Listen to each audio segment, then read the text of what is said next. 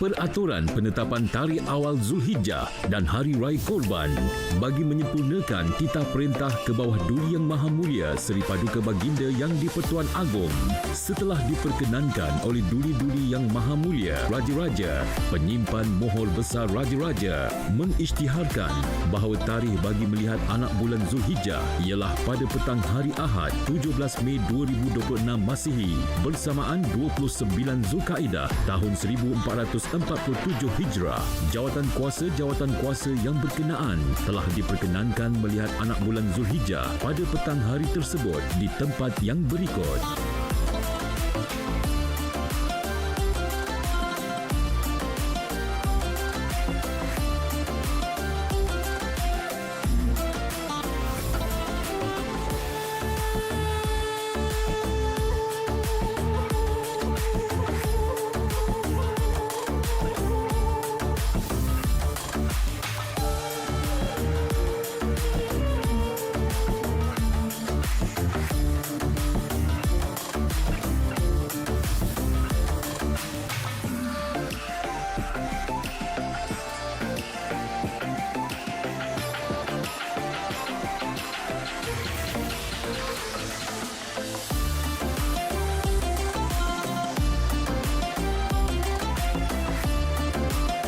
Majlis Raja-Raja telah mempersetujui bahawa cara menetapkan tarikh awal Zulhijjah adalah berdasarkan ru'yah dan hisab.